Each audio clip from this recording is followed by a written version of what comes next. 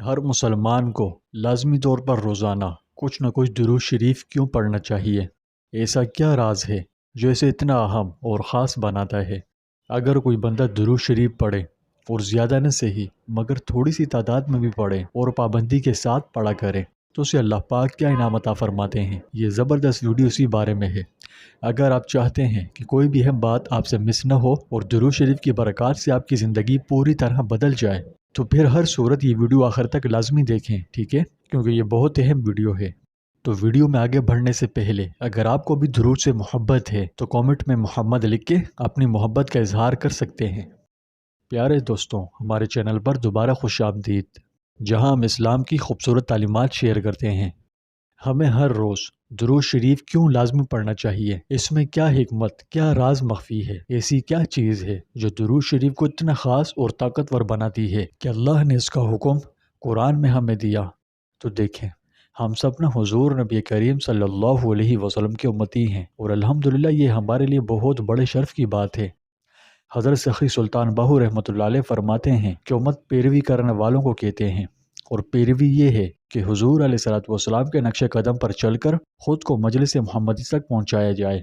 جیسا کہ آپ کے علم میں ہے کہ جب سے دنیا بنی ہے اللہ پاک نے بہت سی امتیں پیدا کی اور اپنی حکمت و عدل سے بعض کو بعض پر فضیلت بخشی ہے، لیکن امت محمدیہ کو دیگر تمام امتوں پر فضیلت حاصل ہے۔ اگر عشق کی نگاہ سے دیکھا جائے تو ساری خصوصیات اپنی جگہ، مگر اس امت کا امت محمدیہ یعنی سرکار دو عالم صلی اللہ علیہ وسلم کا امتی ہونا اور نبی آخر الزمان سے نسبت ہی تمام خصائص سے اعلیٰ اور فائق ہے۔ جب اس امت کے آقا تمام انبیاء کرام علیہ السلام میں افضل و اعلیٰ ہیں اور اللہ کے پیارے اور محبوب ہیں، تو پھر آپ صلی اللہ علیہ وسلم کی امت تمام امتوں میں افضل و اعلیٰ کیوں نہ ہو؟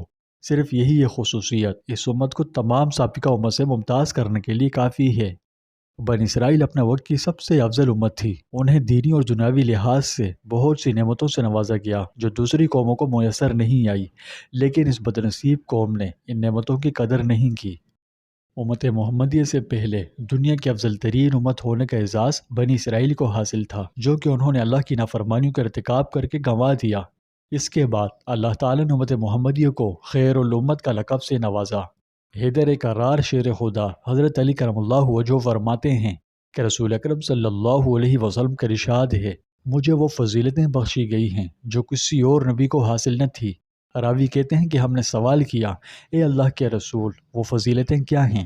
آپ صلی اللہ علیہ وسلم نے فرمایا، دشمن کے دل میں خوف ڈال کر میری مدد کی گئی، مجھے دنیا کے خزانوں کی کنجیاں دے دی گئی، میرا نام احمد رکھا گیا، مٹی کو میرے لیے پاک کرنے والا بنایا گیا، اور میری امت کو تمام امتوں میں سے سب سے بہترین امت قرار دیا۔ حضرت عبداللہ بن مسعود رضی اللہ عنہ فرماتے ہیں کہ رسول اکرم صلی اللہ علیہ وسلم ارشاد فرمایا، جس رات مجھے معراج کرائی گئی میں ابراہیم علیہ السلام سے ملا تو انہوں نے ارشاد فرمایا کہ اے محمد، اپنی امت کو میری طرف سے سلام کہہ دینا۔ اللہ پاک کا یہ احسان عظیم ہے کہ وہ تمام سختیاں اور بوجھ جو اللہ کی طرف سے بطور آزمائش دیگر امتوں پر ڈالا گیا تھا، ان تمام امور سے امت محمدیہ آزاد ہے، اور پیارے محبوب صلی اللہ علیہ وسلم کی بدولت اسے آسان دین عطا فرمایا ہے۔ نبی کریم صلی اللہ علیہ وسلم کو تمام جہان کے لیے بالعموم اور آپ صلی اللہ علیہ وسلم کی امت کے لیے بالخصوص سراپا رحمت بنا کر بھیجا گیا۔ امت محمدیہ کو اللہ پاک نے یہ فضیلت بھی بخشی ہے کہ اس کے دین کو مکمل کر دیا ہے۔ اس دین میں نہ تو کوئی کمی ہے، نہ ہی اس میں کسی قسم کے اضافے کی گنجائش ہے، بلکہ قیامت تک اور ہر زمان و مکان کے لیے دین مکمل دستور حیات کی حیثیت رکھتا ہے۔ امت محمدیہ کی حضرت عیسیٰ علیہ السلام نے خاص تعریف فرمائی۔ حضرت لیث فرماتے تھے کہ حضرت عیسیٰ علیہ السلام نے فرمایا، حضرت محمد صلی اللہ علیہ وسلم کی امت کے اعمال قیامت کے روز ترازو میں سب لوگوں سے زیادہ بھاری ہوں گے، کیونکہ ان کی زبان ایک ایسے کلمے سے مانوس ہے جو ان سے پہلوں پر بہت بھاری بن گیا، اور وہ کلمہ لا الہ الا اللہ ہے۔ دوستوں، اگر آپ کلمے کی فضیلت جاننا چاہتے ہیں تو اس حوالے سے میں نے ویڈیوز بنائی ہوئی ہے، اگر آپ چاہیں تو میرے اسی چینل پر ان ویڈیوز کا لنک موجود ہے، تو انہیں بھی دیکھ لیجئے، ٹھیک ہے؟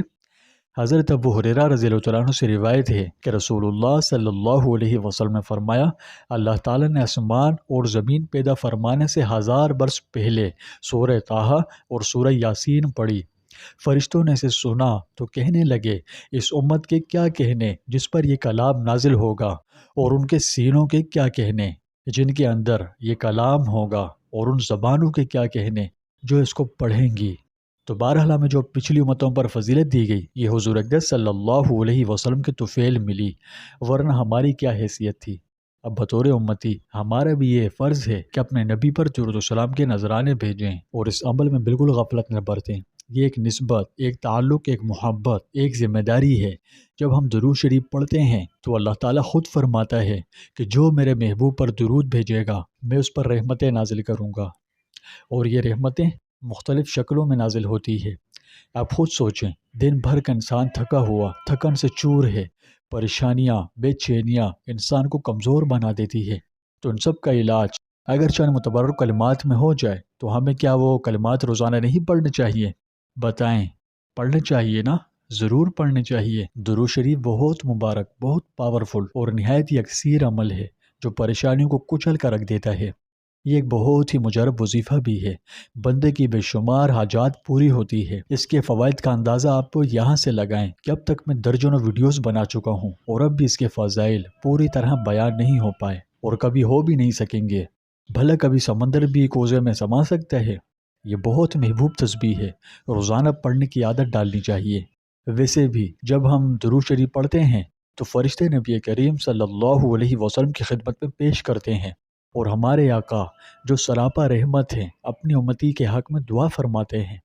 اب سوچیں، جس خوش نصیب کو نبی آخر الزمان کی دعائیں مل جائیں اس کی قسمت سنورنے میں کیا شک باقی رہ جاتا ہے۔ یہ وہ دعا ہے جو زمین سے اٹھتی ہے اور آسمانوں کو چیرتی ہوئی عرش تک جاتی ہے اور پھر وہاں سے رحمت بن کر واپس آتی ہے۔ تو بس دوستوں، درود شریف فوائد و برکات کا لازوال خزانہ ہے۔ یہ برکتوں کا سمندر ہے، ایسا سمندر ہے جس کی گہرائی کا اندازہ صرف وہی لگا سکتا ہے جو دل سے پڑھتا ہے۔ تو دوستوں، آج ہم اپنی ڈیلی لائف میں اتنے زیادہ الجھ چکے ہیں کہ دل کی باتیں، روح کی غذا اور آخرت کی تیاری وغیرہ سب کچھ پیچھے رہ گیا۔ صبح اٹھتے ہی فون ہاتھ میں، نوٹیفیکیشنز چیک کرو، کسی نے میسج تو نہیں کیا، جلدی جلدی ناشتہ کرو، کام پر نکل جاؤ، شام کو واپس آؤ تو سوشل میڈیا، یوٹیوب، انسٹاگرام، اور دن ختم ہوتے ہوتے تھک ہار کر بس بستر پر گر کر سو جاؤ۔ نہ دل کو سکون ملا، نہ روح کو طمانینت، اور نہ آخرت کا کوئی ذات راہ جمع ہوا۔ لیکن ذرا 2 منٹ کے لیے سوچو کہ کیا ایسا نہیں ہو سکتا کہ ہم اپنے بیکار اور فضول دن کو بابرکت بنانا شروع کر دیں؟ کہ ہماری زندگی کا یہی مقصد ہے کہ بس 2 وقت کی روٹی کماؤ، کھاؤ، نوکری کرو، گھومو پھرو، پیسہ کماؤ اور مر جاؤ؟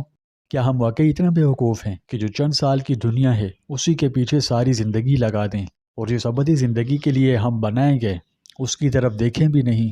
سوچیں، اگر دن بھر کی مصروفیات تو لگی رہتی ہیں، یہ کبھی ختم نہیں ہو سکتی۔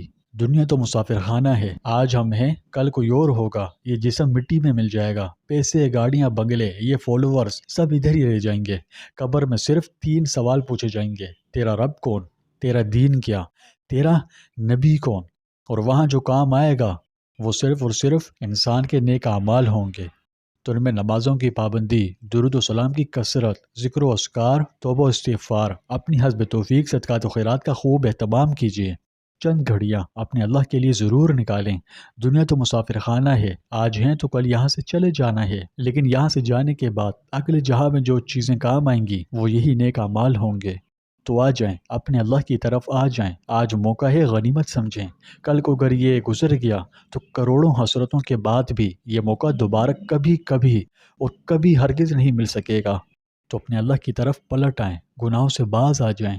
یہ گناہوں کی لذتیں صرف وقتی لذت دیتی ہے، ابدی اور کبھی نہ ختم ہونے والی لذتیں صرف اور صرف اگلے جہان میں ملیں گی۔ یہ دنیا صرف آزمائش کی جگہ ہے، اس کی مثال ایک ایگزامینیشن ہال کی ہے۔ جو یہاں پاس ہو گیا وہ اگلے جہان میں بازی لے جائے گا، اور جو خدا نخواستہ فیل ہو گیا تو وہاں اسے اپنی غلطی کا بھرپور احساس ہوگا، لیکن ہائے افسوس، وہ تو رزلٹ کا دن ہوگا جس کے بعد دوبارہ کبھی موقع نہ ملے گا۔ آج اگر یہ زندگی ہے تو اللہ کی فرمانبرداری میں خرچ کرو، اللہ کے حکموں کو مان کر چلو، وہ آپ کی دنیا بھی بنائے گا اور اگلے جہان میں بھی آپ کو کامیابیوں کو عمرانی نصیب فرمائے گا۔ لیکن اس کے لیے ایک چھوٹا سا کام کرنا پڑے گا۔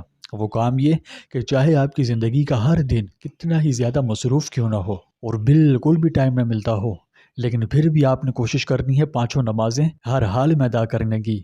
فجر کی نماز کے بعد تھوڑی دیر کے لیے مصنون تسبیحات پڑھیں، درود و سلام کی کثرت کریں۔ صبح و شام کے اذکار ہیں، پڑھنے میں کوئی زیادہ وقت بھی نہیں لگتا، اس لیے ضرور پڑھیں۔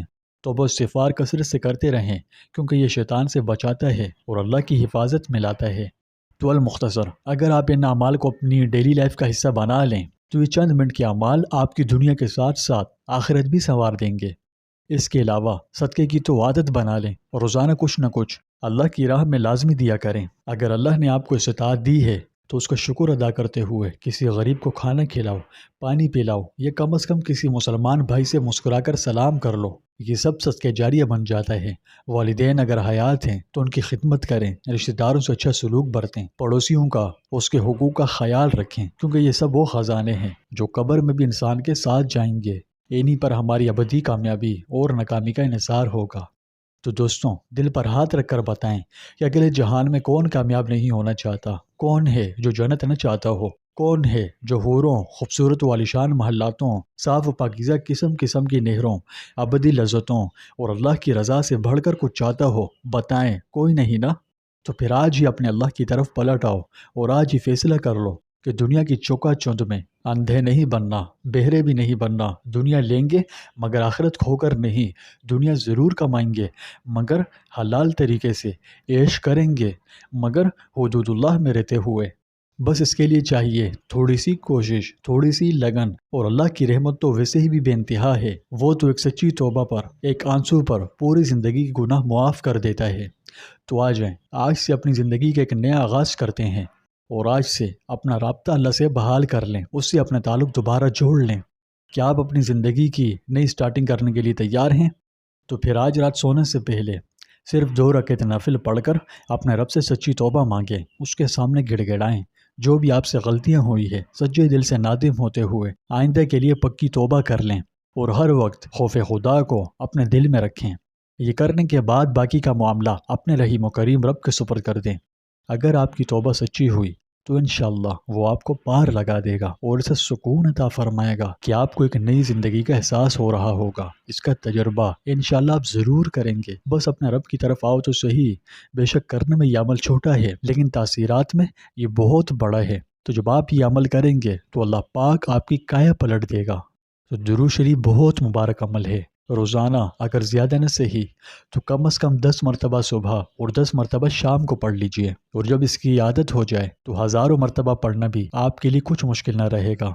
لیکن جب آپ ایک دن میں ہزاروں مرتبہ درود شریف پڑھیں گے تو آپ کے ساتھ کیا کیا معجزات ہوں گے، اگر آپ اس بارے میں جاننا چاہتے ہیں تو میں اس بارے میں ویڈیوز بنا چکا ہوں۔ تو آپ کی سہولت کے لیے میں اس ویڈیو کے پن کامنٹ میں اس کا لنک دے دوں گا، ٹھیک ہے؟